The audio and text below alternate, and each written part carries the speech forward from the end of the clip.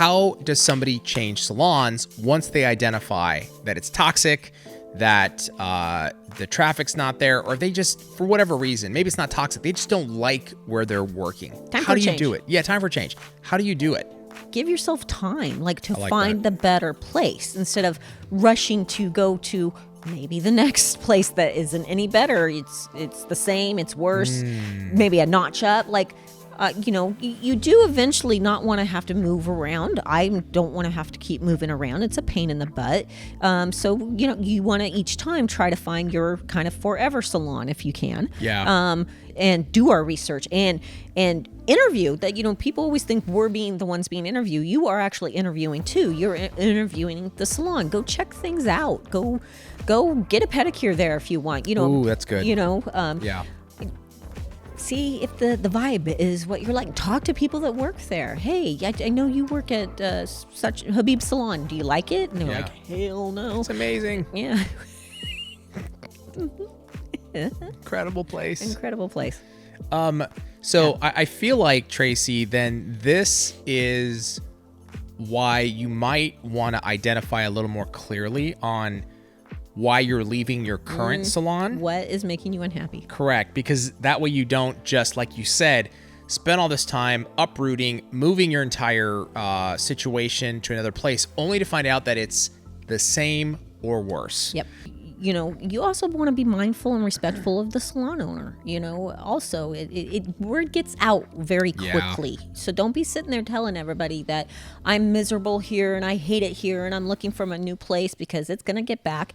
And I always say, and I know I've told you this too, is the minute you do decide to make that move and you go to the salon owner, be respectful, give notice, but have plans to be out that day. Yeah. Because unfortunately, a lot of people will kick you out immediately. They just get mad, they get upset, and they tell you to grab your stuff and leave. And that's unfortunate.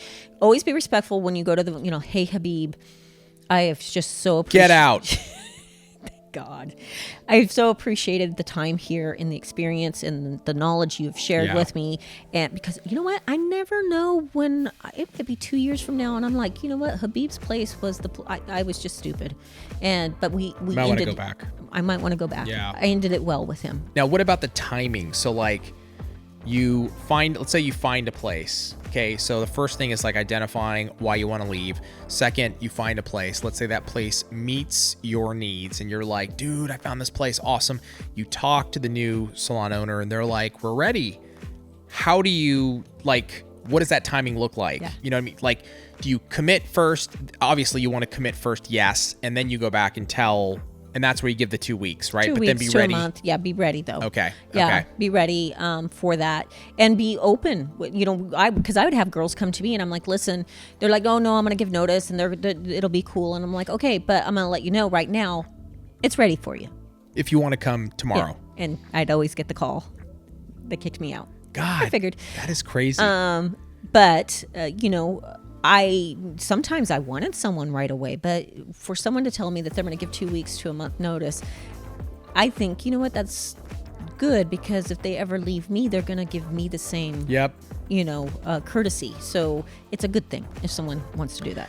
And what about the situation? I'm assuming it's very similar, if there's techs out there that are in a commissioned salon or even in a location where there's a lot of techs and they want to just go to their own salon suite, you still have to communicate sort of the quote unquote bad news. It's good news for you if you want to go on your own and you've built your clientele, but I mean, what does that look like? I imagine that can get a little nasty. It can get a little gnarly, and so this is where you want to be prepared. Have you signed any contracts? You have to understand the laws in your state. Yeah. I know California, you cannot do non-compete. They don't hold them in court. Right. They don't exist. But so people try to do it all the time. Exactly, and scare people, right? Yeah. But I would talk to an attorney, and just say, look, this is what I want to do. This is contract I have. I think it's worth the time spent to get the advice of an attorney, whatever the hourly rate is, to sit with an attorney for the hour to get that consulting. Yeah. So that you are well informed before you make that change. Yeah.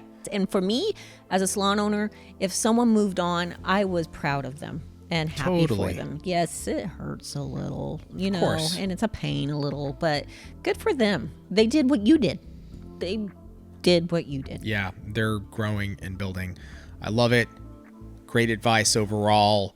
I think it's really important to understand, you know, again, to understand your laws and take the time to research it and know what to do.